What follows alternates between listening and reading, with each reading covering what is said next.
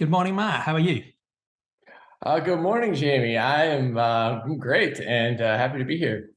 Great. Well, thank you so much for making the time to join this series of Sentientist Conversations. We've been sort of connected on Twitter for a while, but it's great to have the chance to have a proper conversation. And it was partly triggered by the amazing Harper's Magazine article based on you and your story done by Elizabeth Barber that came out recently too. So that sort of prompted me to get in touch, and it's great to have the chance to talk to the man himself. Yeah, no, it's I'm super happy with the way that turned out, and I think it's Elizabeth and Harper's, they see kind of this budding movement and people like you, people like me, and it's kind of something that they're taking a closer look at, which is obviously great. Kind of the name of the game in terms of getting the message out there. I think she told a really powerful, kind of gave a powerful perspective to that. So Yeah, keep it going. absolutely. And threading the sort of the personal story through what ultimately is a sort of institutional societal change challenge. I think, yeah, she did a beautiful job. So as you roughly know, this is a series of conversations about what I think of as the two deepest philosophical questions and the most important ones, and they often get skated over. What's real and what and who matters? And I've got an obvious bias because I'm trying to popularize and develop this really pluralistic, simple worldview that can be described in the sentence evidence, reason, and compassion for all sentient beings. So it suggests that when we're thinking about what's real and how to understand reality, we should use evidence and reason to try and work that out with some humility appropriately. And when it comes to thinking about ethics, the clue is in the name, that we should have moral consideration or compassion for every sentient being. So every being that has the capacity to suffer, to flourish, to have experiences. But I'm talking in these conversations to people who both agree and disagree with aspects of that philosophy. So it would be fascinating to understand your personal story and where it's got you to so far. Yeah, that sounds great. This is right down my alley. I love this kind of stuff, and wish I could. This is like Friday night conversations over a beer with friends, like 100 times over the past 5-10 years. So this is perfect. Excellent. No, I'm looking forward to it. And I have a coffee rather than a beer, but Oh, me as well. yeah, it'll do. It'll do. We'll have to do a version where we've got beers as well and see if we come to different conclusions. Yeah, well, that sounds like a route of your podcast. Maybe not quite as like intelligent and informative, but maybe more entertaining. So it's a trade-off. Yeah, we'll have to do an after dark version. I think so. Yeah. But before we get into those big philosophical questions, Matt, how would you best introduce yourself and your work for people who don't know you? Yeah, so I'm Matt Johnson. I am an investigator with Direct Action Everywhere, and also the organization's press coordinator.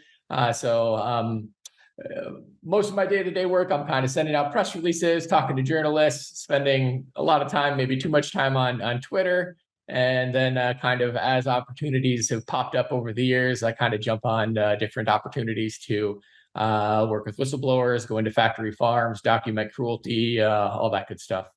That's great. Thank you. Well, let's start with the first of these big philosophical questions. What's real? So for many of my guests, that's a story about really the choice between a supernatural or a naturalistic worldview. So whether they grew up originally in a religious or a mystical or a spiritual context, maybe family, friends, society, or one that was maybe more scientifically minded, atheist, agnostic, naturalistic, and how that side of their thinking has changed over their life to the present day, if indeed it has changed. So yeah, you can wind the clock back as far as you like, but it'd be fascinating to know your story on that front.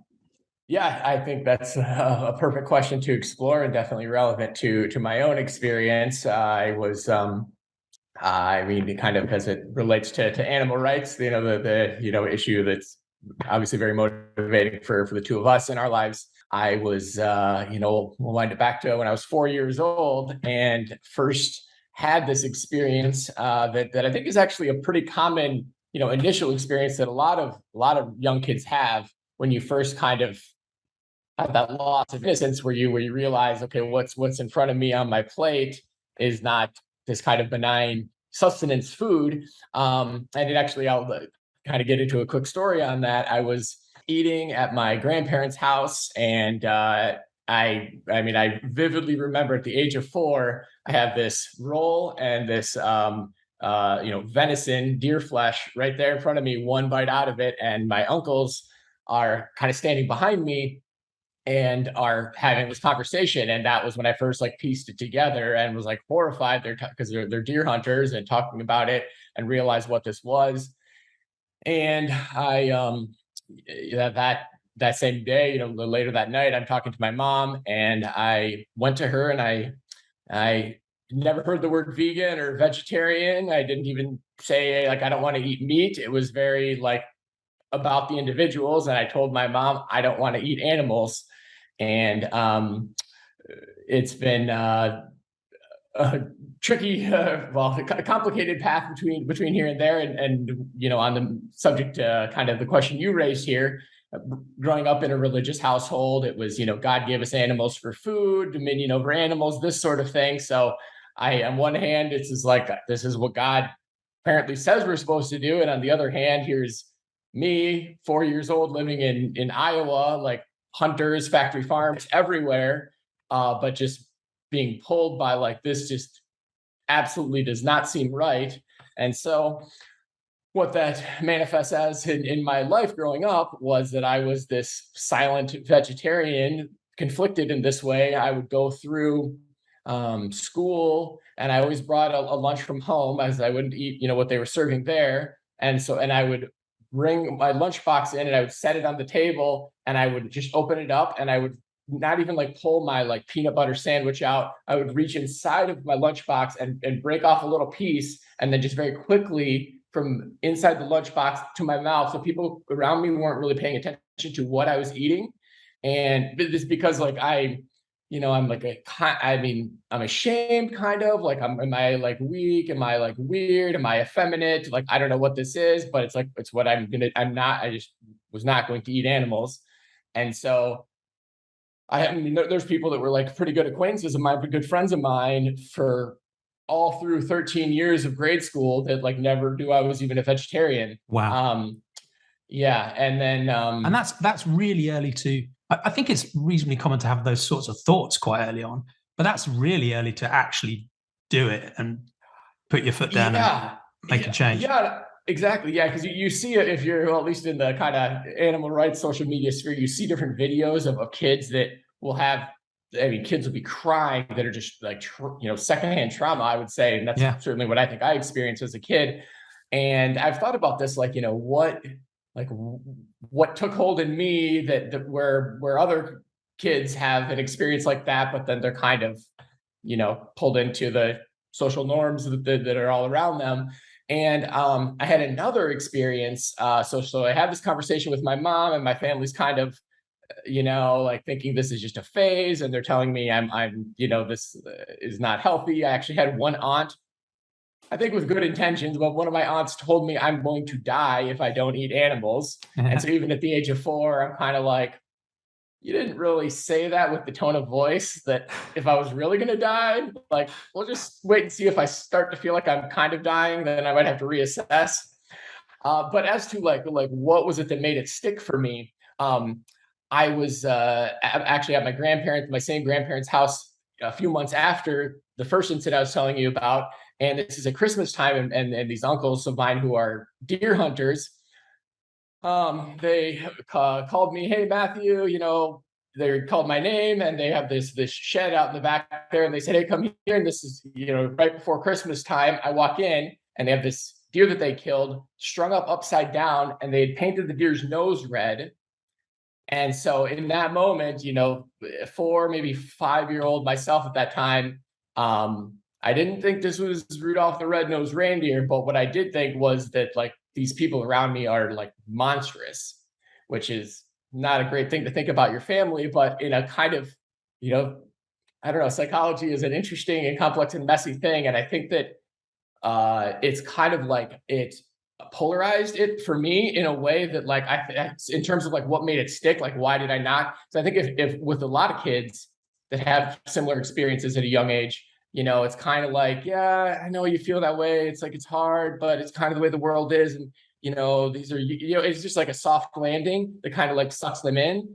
And with me, it was just so jarring and shocking. Like that experience just was so stuck with me. And then I remember like I go to kindergarten, and you see like the posters of like, be kind to others and do unto others as you have to do unto you. And it was just like bizarro world. And so I don't know, some really weird and messed up and kind of traumatic experiences that I think have, Yeah. had a good outcome in the way I've lived my life. So kind of worked out. Yeah, you got there early. Yeah. And you've demonstrated what often happens in these conversations, that I start out trying to talk about epistemology and, the evidence and reason stuff, and we just dive straight into ethics. And it's often really hard to extricate those things.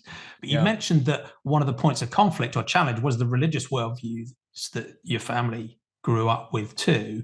What was the nature of those religious worldviews, and did you share them, and do you still have them today? And what sort of journey have you gone through there?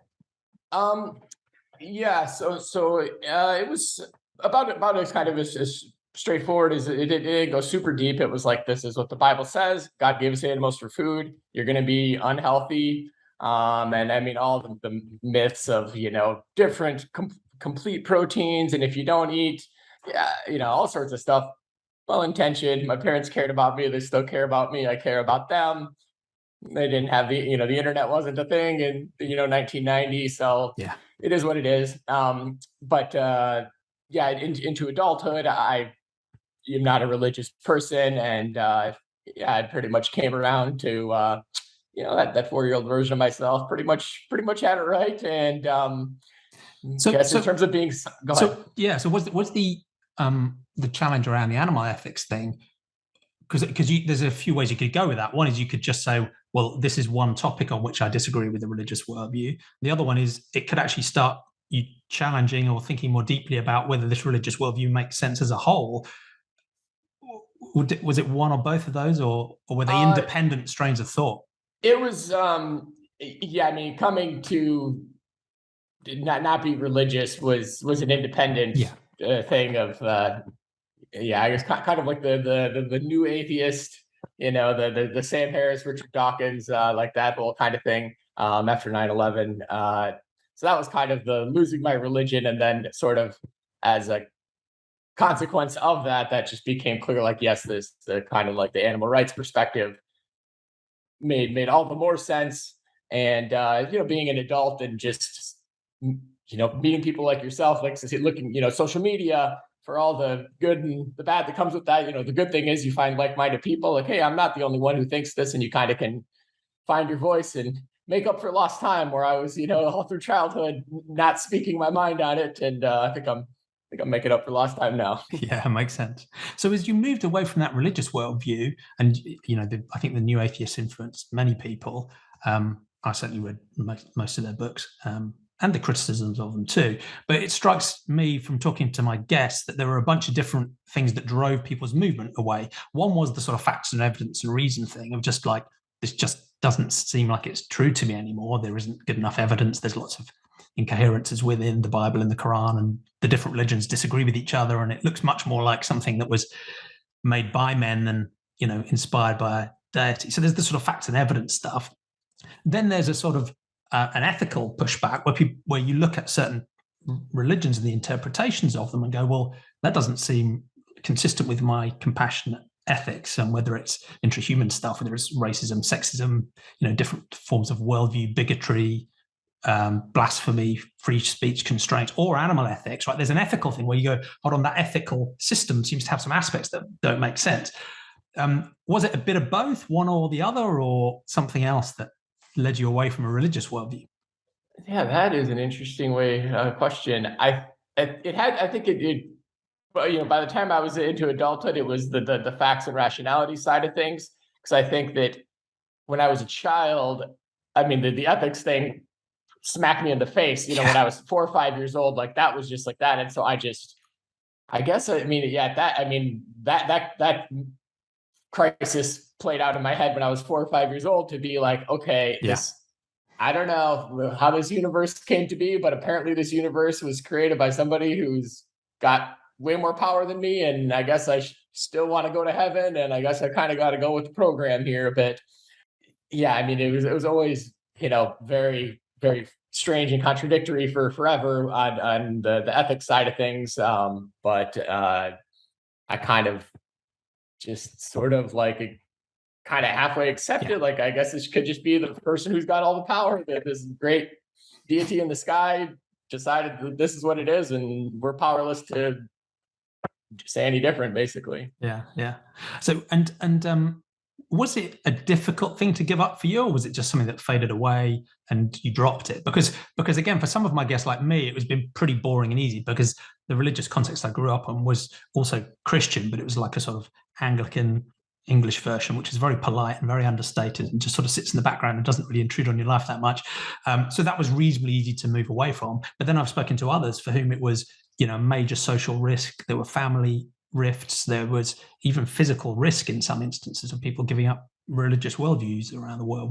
Where was yours on the spectrum? By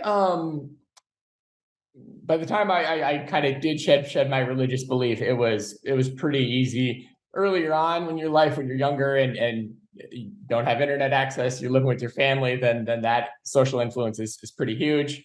Then I'm into my 20s, living on my own, got connections with people via the internet. And I mean, one thing, my both of my parents were different strands of Christianity. My dad was and is Jehovah's Witness. Oh wow, yeah. And one just kind of trivial thing, maybe that is going to sound trivial, but really mattered to me. It was like I was hating the prospect of being the door-to-door evangelizing, and it was again one of the, and I stalled, and unfortunately I stalled long enough that I just gave up the belief before I ever actually did that.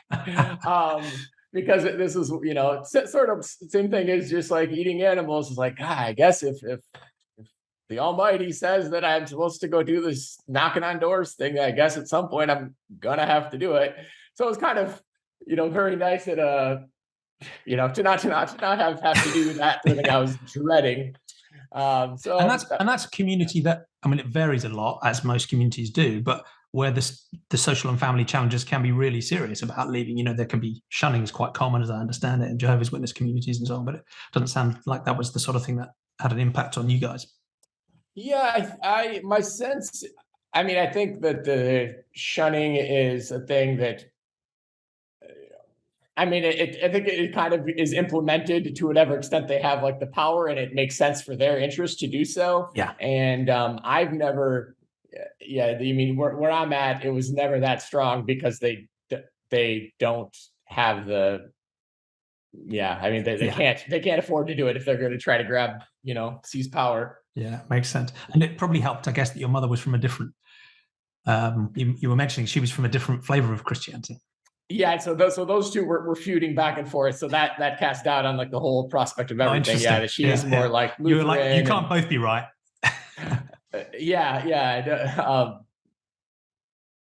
It was interesting. Made for some interesting Christmases too, because Jehovah's Witnesses don't do Christmas. We'd run off with mom and go do the Christmas things. Like, oh, I kind of want to get these presents, but dad says this is like some pagan devil worship nonsense, and so I don't know. But I mean, the Nintendo's pretty cool. I ain't giving that back.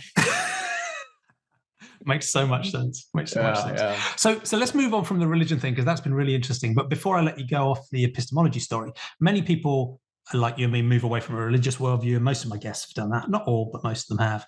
And some of them end up being sort of boring naturalistic atheists like me, or at least extreme agnostics. And then they apply that naturalism pretty generally as well, right? This is this evidence and reason thing, I guess I'm talking about. But some people do follow a different path where they'll move away from an institutional religion, but they'll still want to find some way of being maybe spiritual, but not religious. So there's a sense of the supernatural or something magical or mystical, or some sense of there being something beyond the natural world that still give them meaning. Is that something that, are there other aspects of your belief system that you think are still drawn to the supernatural, or where you might believe things that aren't strictly naturalistic, or are you boring like me?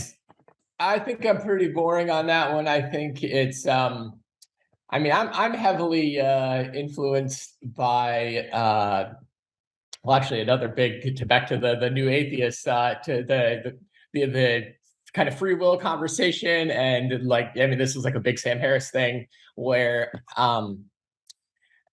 it seems pretty true to me that free will is an illusion, and it seems pretty. So I mean, and you just sort of like follow that to its logical conclusion, and I don't fundamentally feel like I have any anger towards anybody, like literally factory farm CEOs, Hitler, serial killers, anybody.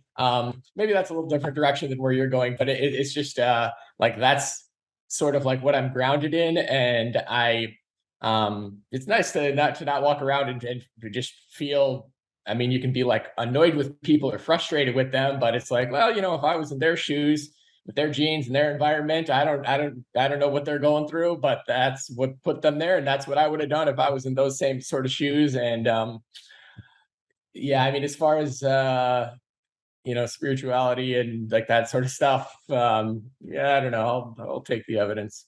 Yeah, no, I'm with you. And it's fascinating because that is one other space where I guess the supernatural tends to leak back in, if you like, and it tends to be around things that are really interesting or really difficult to understand. So, the origin of the universe is an obvious one. We don't know what happened there, so let's put a deity there. Consciousness can be another one. People are like, I just really cannot understand how this could come from just the physics of my brain. So maybe there's something else or something mystical there. And free will is another one, right? We all have this really powerful sense that we have free will. So if it's not just the operation of physics, there must be something else. But I'm with you. Some people, and sentientists would disagree on this as well, right? So that's one of the things about sentientism is it's so broad, evidence, reason, and compassion for all sentient beings, that people have a massive variety of different opinions. But this is my view. I'm with you. I'm like naturalistic down the line to the extent that I think we have will, we make choices, but they're not free in any really physical sense, right? Everything ultimately is genes and environment and the operation of physics. And some people really hate the idea of that because they think our justice system collapses and you can't hold people accountable and nothing matters. And I don't. It gets complicated, at least.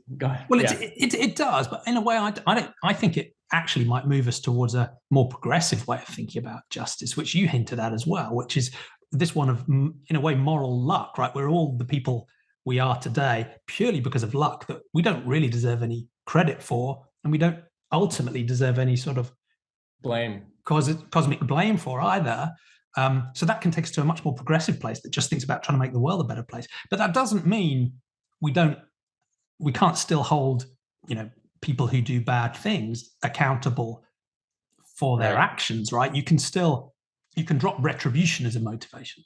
Yeah. You can still have rehabilitation and deterrence and an imperative to protect others, and all those other things that can mean you could still have quite a strong system of justice that constrains, even harms other people if you've got a right justification. But you just feel quite regretful about it. I feel as regretful about putting a serial killer in prison as I do, any other similar degree of suffering to someone who is, quote unquote innocent, because ultimately we're all innocent in the same cosmic sense. It's interesting because I think you probably do better at that than me, because for, just emotionally, I guess my compassion for the potential victims of the serial killer in the future is such a strong offset to me that I would have to work to feel empathy for the serial killer. I would technically recognize that I don't want to needlessly cause them harm, however bad they are, but I still have that strong emotional, there's still a retributive bit going on in my mind that I try and manage to.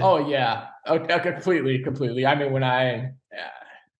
mean, when there was like, for example, with this investigative work that we did in Iowa, right after this happened, there's, these thousands of pigs, and that this conversation won't go into the details, but as cruel of a practice you can imagine, these pigs are all, and we show up there after we caught this on hidden camera.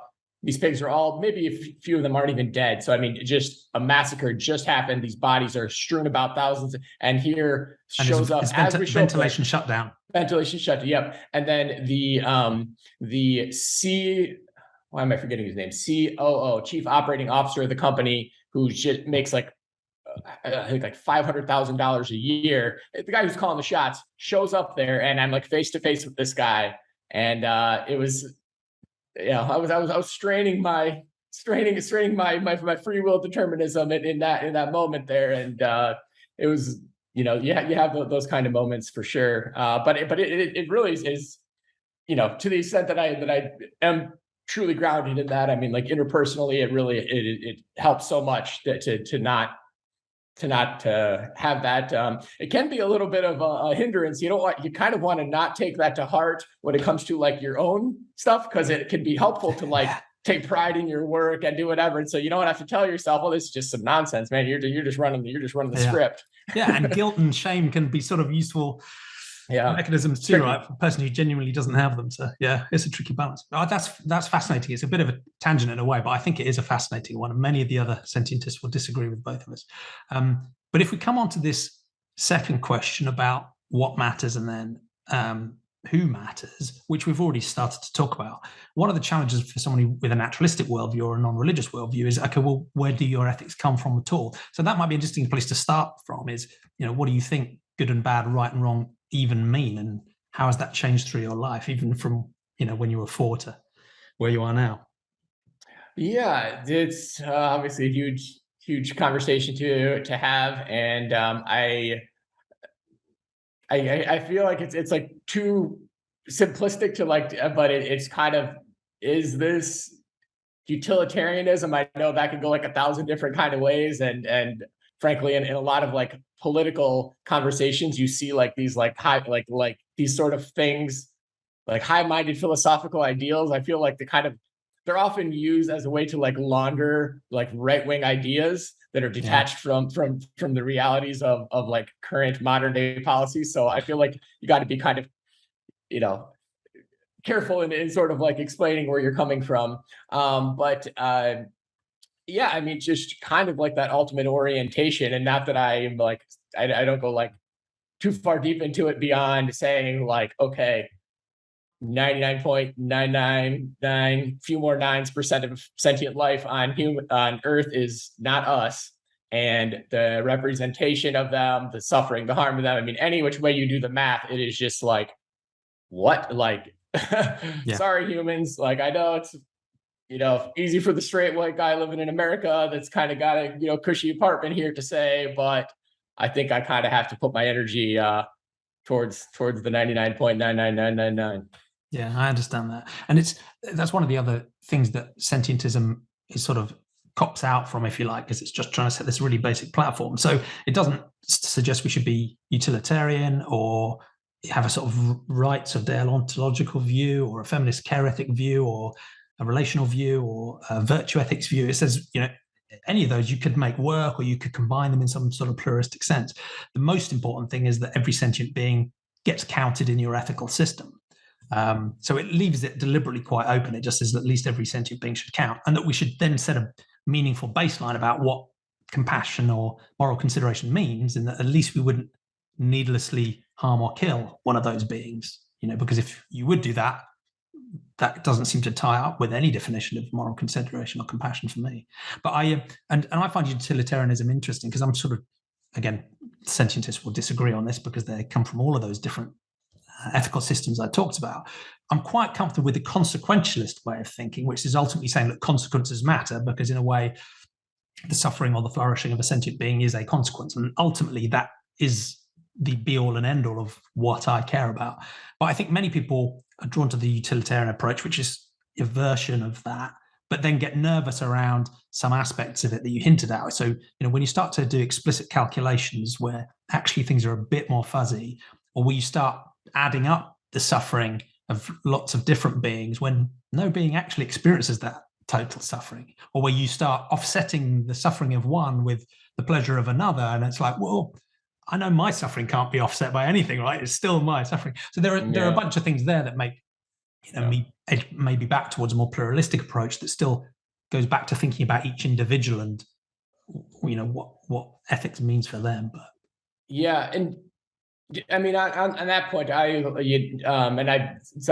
sounds like you've thought about this and discussed this a lot more deeply than I have. But I think that I think consequentialism and utilitarianism, I mean, in the context of the world we're living in right now with animal suffering, it's like they both, like, either which way you go, like you're like I'm living my life the same sort of way with full conviction, and the consequences.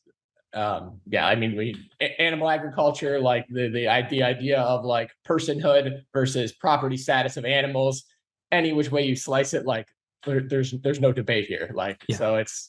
And I totally agree, and that's one of the reasons it sort of circles back around in that there are some really interesting thought experiments and trolley problems and edge cases where, you know, a virtue ethicist and a feminist care ethics person and a utilitarian might disagree.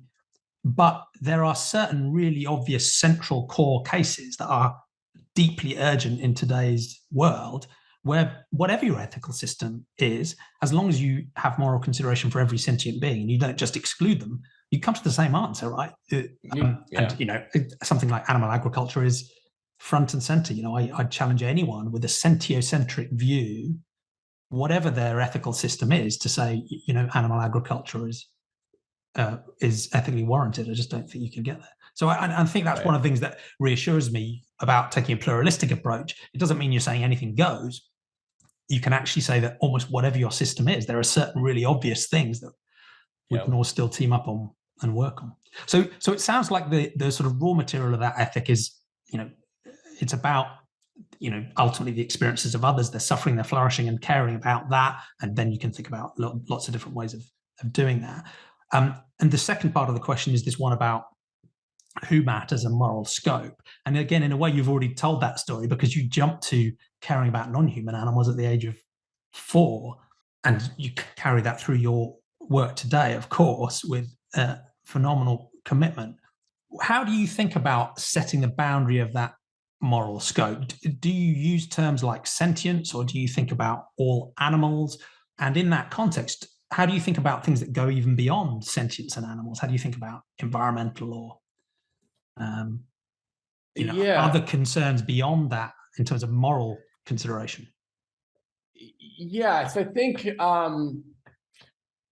mean, to me it's you know, you can look at the edge cases, or, you know, so certain like oysters or worms or whatever, something like that.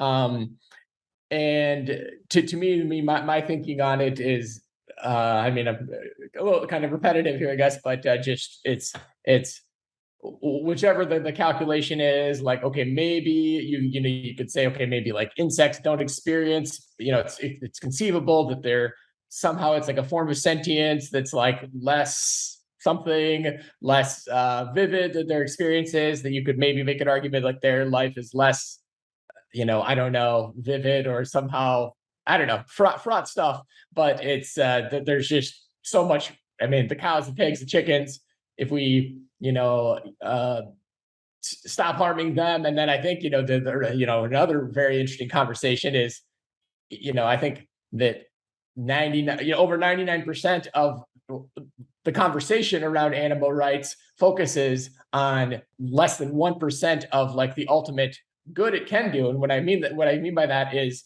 just stopping harm instead of the proactively helping. And I think there's very good strategic reasons to do that, but I think there are probably very good strategic reasons it should be a little more than less than 1% of the conversation, because that's actually a hopeful message when you say like, hey, let's you know, like, let's figure out how we can help animals. And it sounds like some sci-fi wild stuff to say, like, genetically modifying animals away from predation, but like, whatever, like, let's throw, can we throw like 0.1% of our national budget at like this unfathomably huge good? Like, I think that'd be great. I think, you know, I've thought about, like, you know, start up a nonprofit, and you can you know, almost start like like it's like an animal sanctuary, but it's like kind of like a self-contained terrarium almost, where it's like it's not dirt, it's like some sort of like terraform or something, and then all the sentient life within there is like you're maximizing the happiness of him.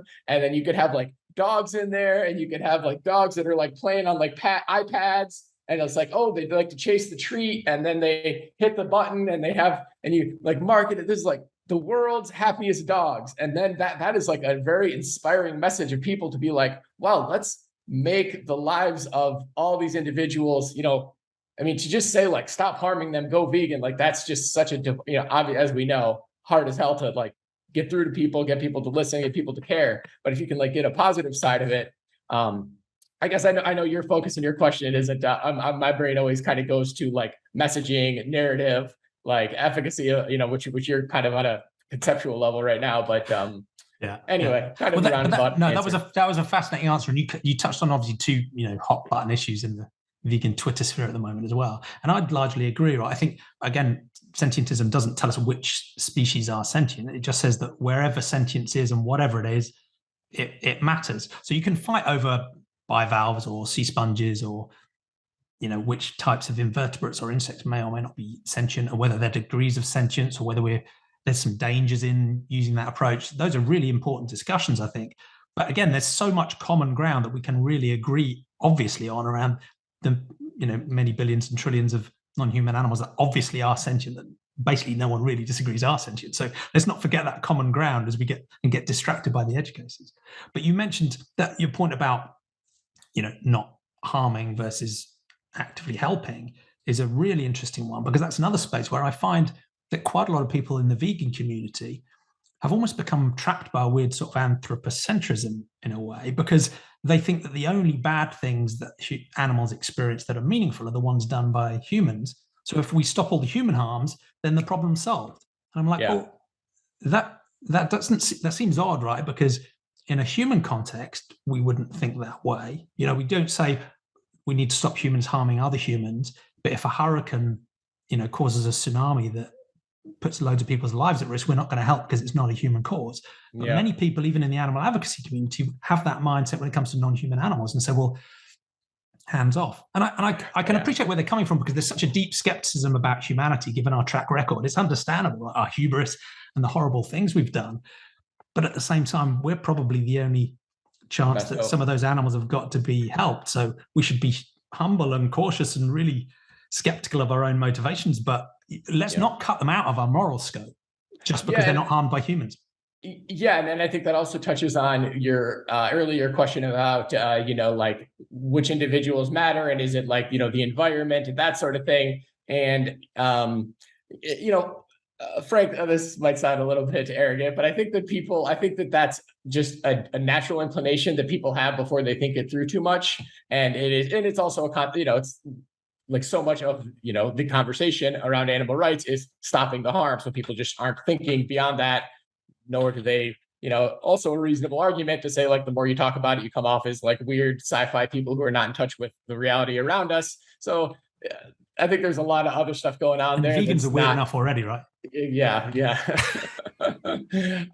So it, I think there's, I mean, the one, let me, you know, there's, it comes to mind, Live Kindly, which is this really cool outlet that you know, they do like a lot of like vegan recipes and activism, lots and lots of good work. I'm going to insert my criticism here because their mission statement, it has something along the lines of, like, somewhere in their statement, it says something about nature in its systems is arguably flawless. Watch the Discovery Channel, like lions and gazelles, something seems less than flawless there, you know. So but Indeed. I don't know, I mean, there's the, you know, it's like how, I mean, my brain again always just goes to like messaging, or like how do we get people to engage with any of this stuff, but that's beyond the scope here. I am going to let you get on to your life's work and messaging and narrative and effectiveness very shortly, but the one final question I had for you was, I have this clear focus on sentience as, you know, every being that we reasonably think might be sentient, we should include in a moral consideration. And some people criticize that and say, look, you've gone too far because humans need to matter, and beyond that, not so much, right? So that's a classic anthropocentric view. But some people also criticize it and they say, well, look, you're not going far enough. This sort of sentiocentric way of thinking is discriminating against the biosphere, the ecosphere, plants, rocks, rivers, trees, the earth as Gaia. Don't those things warrant moral consideration too? Do you have a sense for how that stuff plays in? Yeah, so I personally, you know, I think of it as the non-sentient entities that you mentioned matter to the extent that they affect sentient individuals. And to go real, you know, if you take the example I was talking about of the sanctuary terrarium with the world's happiest dogs, if you follow that through to its logical conclusion, maybe the entirety of sentient existence in the universe consists of like two dudes like me and you hovering over a petri dish that looks like nothing but a petri dish, but we can know in that petri dish is uncalculable like euphoria that exists in there. It doesn't look like nothing, but we've transcended our speciesism. We don't care if it's a dog wagging his tail that we're excited about. It's just like it comes down to that. So anyways, messaging wise, that's like a horrible thing to put out there probably, or whatever. Don't worry, don't worry. I've got a tiny audience, so no one will listen to this. You're completely safe. Oh man. Yeah, it's and I share that sense, right? I think those things are really powerfully important, but they're important because of their impact on the sentient beings, not because they're, have their own experiences or because they're morally significant in their own right. But I guess this leaks into our final question, which is that's part of my frustration with the core center of gravity of the modern environmental movement, is that in a sense, they seem to have gone from an anthropocentric concern to this super generous, look, we care about the entire ecosystem. But they've seemed to have cut out all of the vast quadrillions of sentient beings in the wild and certainly in our farms from their moral consideration. So instead of it being a sort of moral circle, it's turned into some weird sort of double-layered donut with this horrible strip of suffering that's just carved out. And so to my mind, and this isn't true of all of the environmental movement, but the central gravity of it seems really to be just another version of anthropocentrism, because the only reason they care about the environment is because of its threat to humans. And that's where it stops. So I find that frustrating. And you can see that playing through in, COP26 serving steak for lunch and the sort of taboo against challenging animal agriculture in the environmental movement. It's all about electric vehicles and wind and solar, and no one wants to talk about animal agriculture and CH4 and land use and pollution and runoffs and blah, blah, blah. So that's just a rant about my frustration about people claiming they've gone to a super generous scope, but they've still cut out most of the sentient beings. So, I gave up plastic straws to save the fish. I didn't give up fish to save the fish, but I have no more plastic straws for me. Or like I saw, there was AOC and was it Markey, I think is like a senator in like Vermont or Connecticut or something on the East Coast, and they posted on Twitter a while back, and they're like, so-and-so right-winger, whatever, says that we want to ban cows. We had a good laugh about that while we ate our Ben and Jerry's ice cream. This is a tweet that not only did AOC, Green New Deal put out there, like thumbing her nose, proudly eating dairy, laughing at what a joke it is that we're going to ban cows or whatever. And Sunrise shares that tweet like supportively too, which is, this youth climate movement that's supposed to be the radicals leading the way here in the US. So anyway, I mean, +1 to all your frustrations on that. And it's the battle with the human psychology, because the endless ways that people will do the mental gymnastics to kind of reinforce kind of what they want to do and what's comfortable around them is a monster. And it's pretty transparent. You can see it's the human needs and preferences driving this situation, because we want farmed animals dead because then we can consume them, and we want wild animals to be alive to the extent that there's enough of them around at a population level to look pretty. And that's sort of, I mean, I don't want to be super cynical, but that's not far from the default, human ethic when it comes to non-human animals these days. And I find it fascinating because there's a local community group on WhatsApp around where I live here, and their concern for wild animals is really strong, right? Oh, there was a duckling by some pond, and we've called the RSPCA and we're going to go and help. And it's almost as though the average non-vegan cares more about individual wild animals that are close to them than the average vegan does. Whereas, of course, those same people are happily consuming sentient beings, at every meal too. Humans are weird.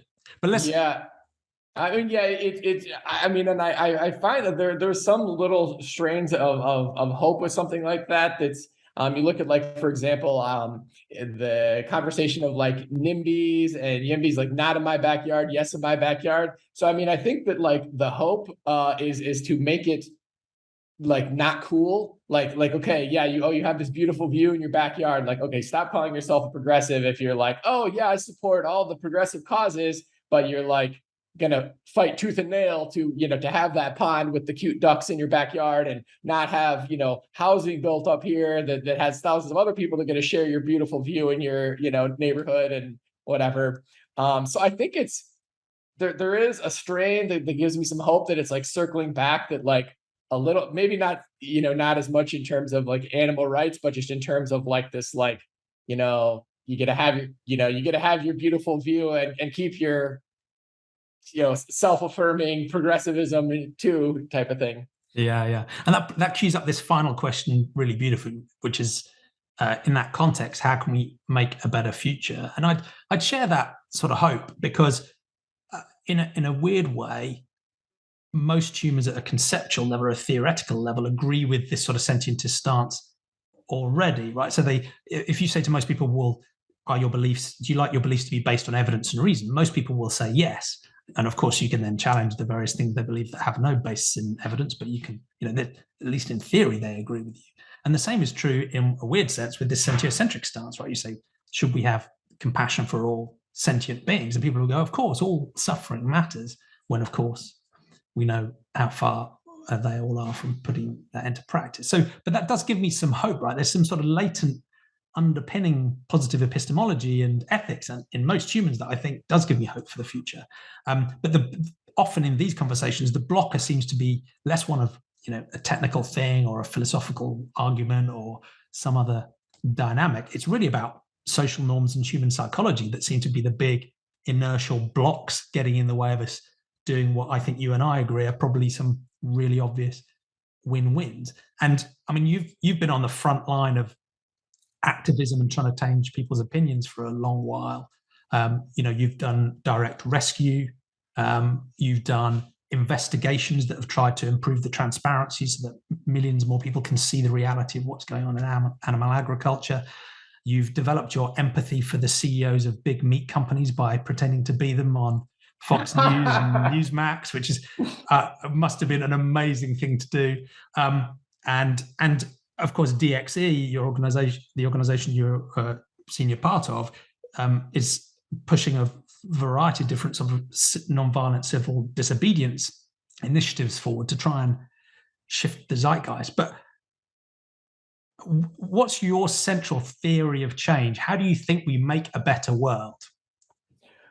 Yeah, that's the $1 million question. I think, I think that like the work that, so for example, like Lucas Walker, he was this truck driver with Iowa Select Farms who got in touch with us and tipped us off, gave the insider information we needed to get the video of it.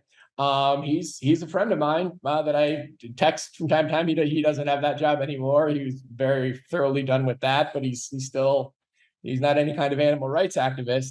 And I think that that's kind of a microcosm of what I think we can make it about, is to say, like, tap into that common compassion as you referenced there, and try to work with, use human psychology in our favor here to say, like, hey, you can help overturn the system.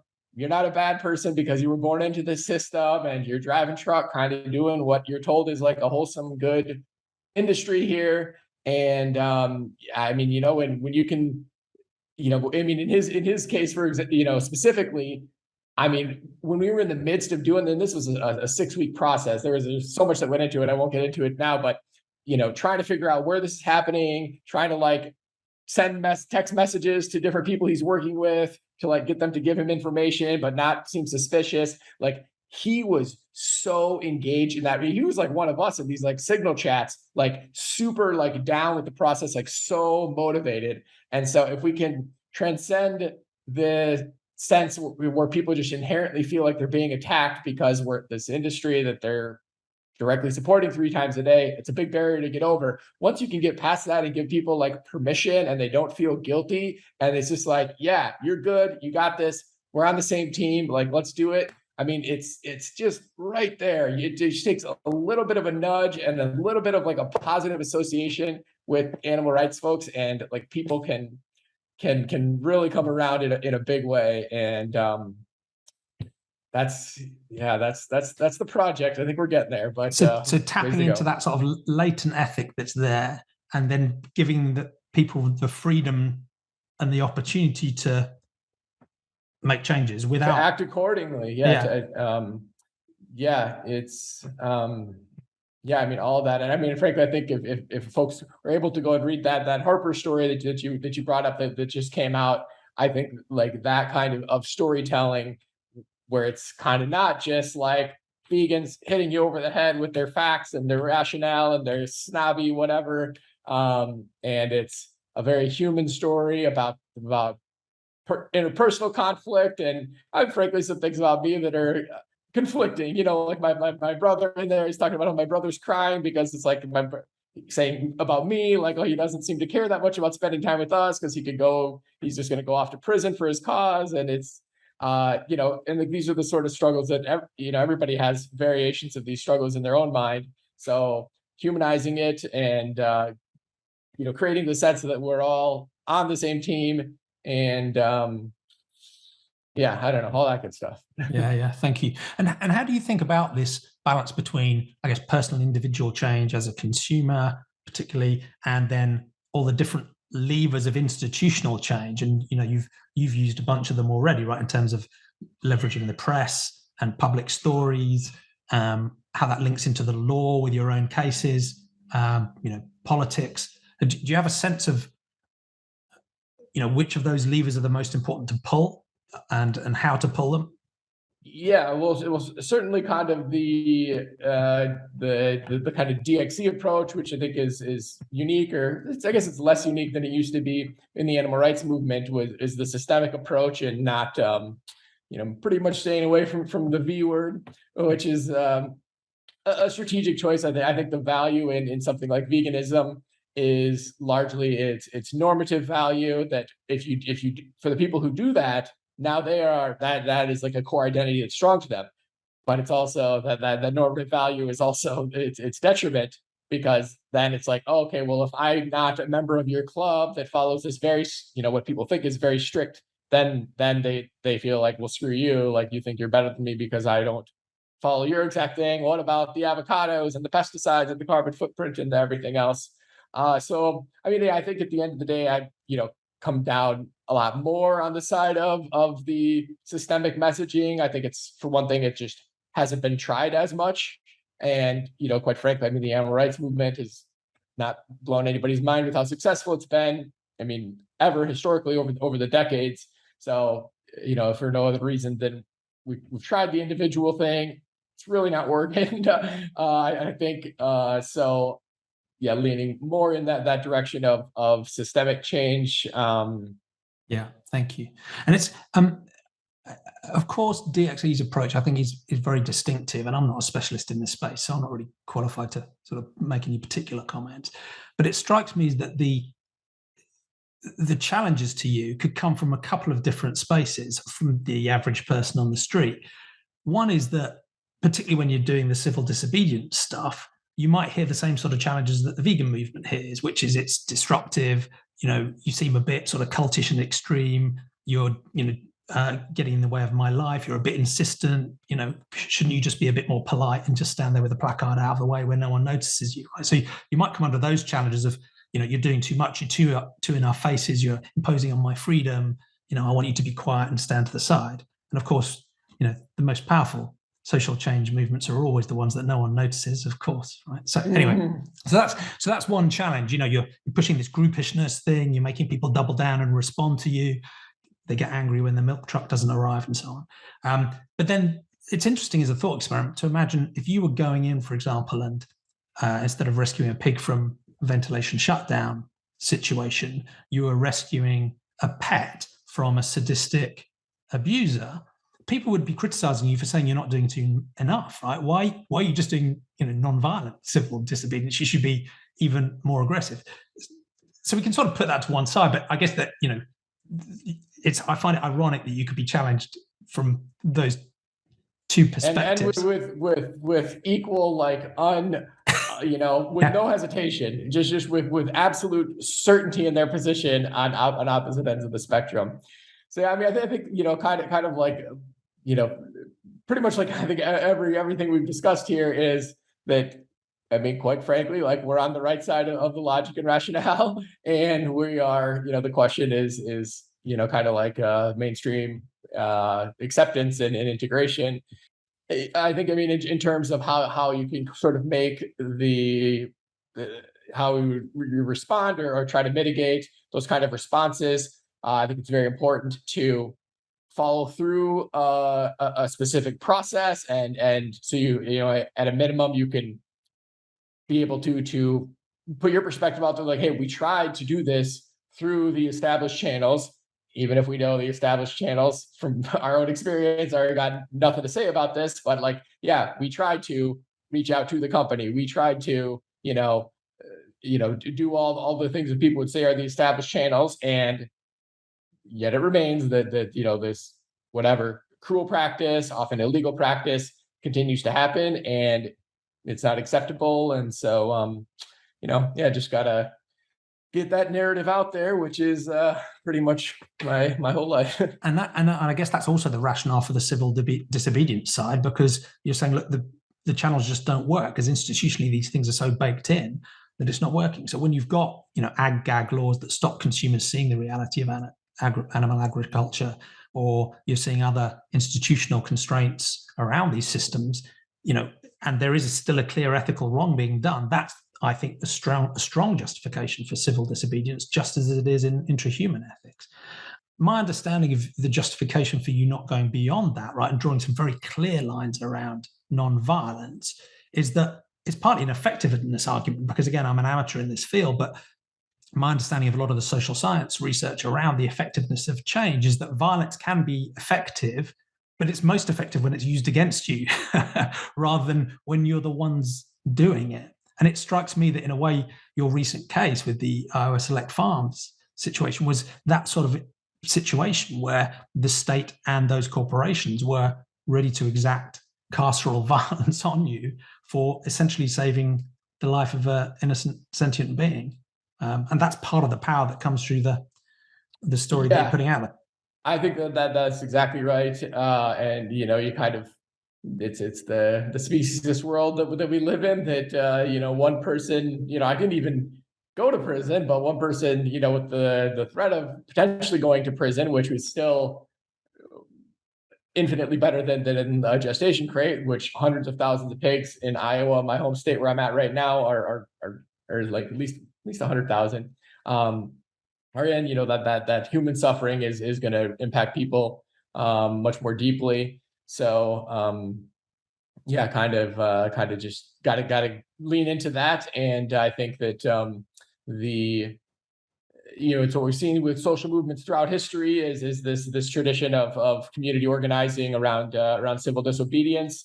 And it just kind of highlights everything that's wrong with the system, that it is the system of violence that is supported by violence or threats of violence and intimidation, and rather than dialogue and rationality and reason and all the things that people say they stand for.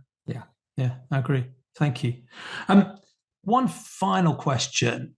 How do you think this imperative to address the non-human animal problem, particularly agriculture, but even more broadly, how does that relate to some of the intrahuman problems we're facing in society today? Do you think they're independent causes or complementary, or there's a trade-off somewhere we've got to take?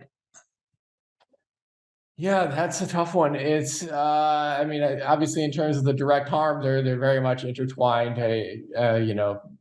Just list off the most pressing human issues. Actually, it reminds me of we had a very brief opportunity that Zoe Rosenberg, who's a DxE organizer in California, got to talk to Gavin Newsom, the governor of California, who's probably going to be running for president, one of the most powerful politicians in the world, or well, I don't know, at least in the US. Briefly, I got to ask him, like, hey, this issue of factory farming is huge in your state, yada, yada. What do you plan to do about that? And his response was like, oh, this is like, of course, everybody always says, oh, they care so much about this. Everybody says that. And then he's like, but, the reality is right now we have all these other issues that I really have to focus on right now. And he proceeds to give a laundry list of problems that are directly associated without the slightest hint of irony. Oh, we have wildfires caused by climate change. We have, and then he listed climate change itself separately. And I forget exactly what. Air pollution, water pollution, zoonotic diseases, antimicrobial resistance. On and on. Yeah. So, but and then there is like this other, frustrating element where so many people on the left who are the people who are the human rights people, there is just this defense, like more defensive. I mean, like a thoughtful lefty person is going to cut you off, or is going to not entertain, is going to be more hostile to you than like a pretty like thoughtful, like right-ish person. So you have like the right-wing people who are not particularly thoughtful, that are just trolls, like whatever, you're going to have that. But there is, and I think it just touches on, I mean, it's because it conflicts with kind of everything they say they stand for, and they kind of realize it on a certain level, and they don't know what to do with that, and so it just manifests in defensiveness. Whereas, not that your average thoughtful, right-winger is a more morally upstanding or whatever, but it's their identity isn't built on like non-discrimination and equality and this. It's these other kind of values, and animal rights is just sort of like the side thing that they're like, oh yeah, they got a point, Yeah. So in theory, it should just be, I mean, speciesism is wrong for all the same reasons racism and sexism is wrong. Like, it should be a straight line. It is a straight line rationally.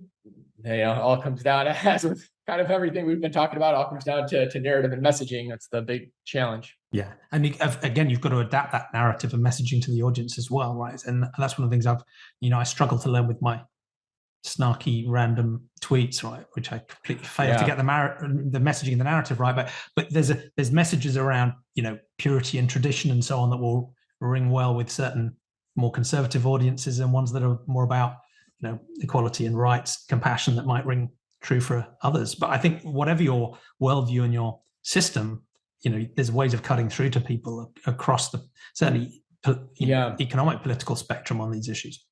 Yeah, and I've had like another kind of side project I've been contemplating doing. It's like, what if we could get like a who's who, like the biggest names you could have in like whatever kind of identity areas, and then it would be like a blank case for animal rights. And so it's like a libertarian case for animal rights. You could be like, hey, libertarians, live and let live. Yeah, let's live and let live, but like let's figure out who is living and living. And go through like religious, a Jewish case, a Christian case, a Muslim case for animal rights, and like and then just like release like a series of from like the biggest name, whoever you can get, like in those relative fields. Because you're exactly right. Like that, you can. I mean, it just makes sense from every which angle that you can write it into every ideology, every identity out there if you think about it for no time at all, basically. Completely. And that's one of the fascinating things about this series of conversations, because I've talked to people from some of those different stances, or who are certainly engaged with people from those different stances. So there's a philosopher called Josh Milburn who's done some interesting work about Robert Nozick, who's, the libertarians tend to love, right? And he was actually quite pro animal ethics. So there's a story you can tell there. While Sentientism is naturalistic, I spoke to Lisa Kemmerer, who's done loads of work on taking religious worldviews and telling the story about how you should apply that to extending our compassion to all non-human animals as well. So I think you're right, and it's obvious how you do that from a progressive standpoint. I think you can take many of those standpoints, as long as it isn't explicitly, fascistic or anthropocentric or deeply regressively, reactionarily, socially conservative. I think there's a story you can tell, and that should cover most of the human species, hopefully. So yeah. Well, that's absolutely fascinating. Thank you, and inspirational. And I think whether people like the DxE approach or whether they have criticisms of it, none of them can question your level of commitment to this. What I think everyone should agree is a clear win-win-win cause. So it's been inspirational to talk to you and hear your philosophical journey too. Is there anything else you'd add into the conversation before I? I think it all, it's like we gotta make friends. We gotta, like, if people feel good about us as individuals and people feel open and non-defensive, then that's where all the easy, obvious, rock solid, rationale is going to shine through. So I think that's the path to liberation. So I would encourage people to try to implement that in whatever way makes sense. Sounds good. Thank you. And I'd agree, right? It's about making friends, but still staying true to that ethical core that's driving everything that you and hopefully we are doing. Yeah. Well, it's been inspirational, as I said. Thank you so much. What's the best way of people following you, supporting you, learning more about your work and the work of DxE? Yeah, they can check out so the website directactioneverywhere.com, on all the social media platforms, Direct Action Everywhere. I am on Twitter. Is it DxE Matt or DxE _ Matt? I think so. I'll put the link in the notes anyway, Okay, so people cool. can click in. Yeah, so I'm big on Twitter, and yeah, Matt at directactioneverywhere.com. If people want to email me, definitely check those two out. Well, that's brilliant. Thank you so much for spending the time with me on Sentientist Conversations. And yeah, enjoy the rest of your day. Please stay in touch. Appreciate it, Jamie. Thanks, Matt.